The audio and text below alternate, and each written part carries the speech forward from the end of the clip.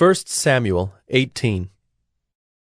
As soon as he had finished speaking to Saul, the soul of Jonathan was knit to the soul of David, and Jonathan loved him as his own soul. And Saul took him that day, and would not let him return to his father's house. Then Jonathan made a covenant with David, because he loved him as his own soul.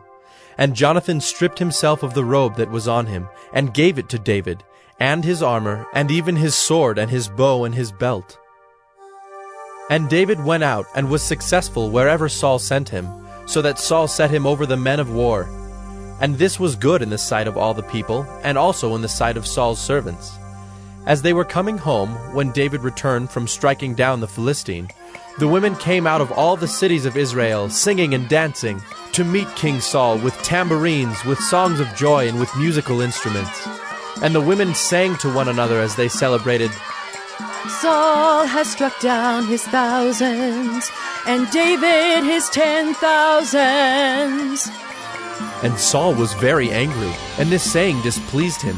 He said, They have ascribed to David 10,000s, and to me they have ascribed thousands.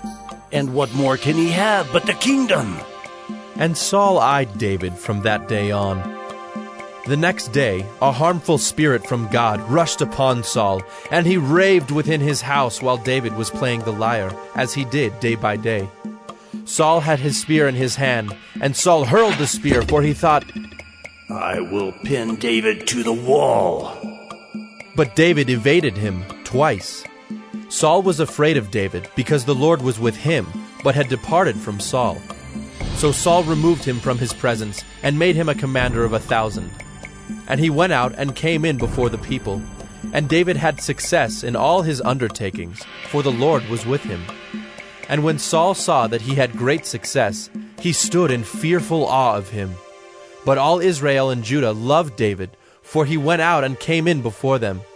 Then Saul said to David, Here is my elder daughter Merab. I will give her to you for a wife. Only be valiant for me and fight the Lord's battles. For Saul thought, Let not my hand be against him, but let the hand of the Philistines be against him. And David said to Saul, Who am I, and who are my relatives, my father's clan in Israel, that I should be son-in-law to the king? But at the time when Merab, Saul's daughter, should have been given to David, she was given to Adriel the Maholathite for a wife. Now Saul's daughter Michal loved David, and they told Saul, and the thing pleased him. Saul thought, Let me give her to him, that she may be a snare for him, and that the hand of the Philistines may be against him. Therefore Saul said to David a second time, You shall now be my son-in-law.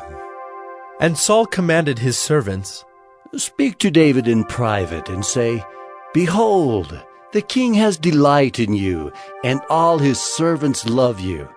Now then, become the king's son-in-law. And Saul's servants spoke those words in the ears of David.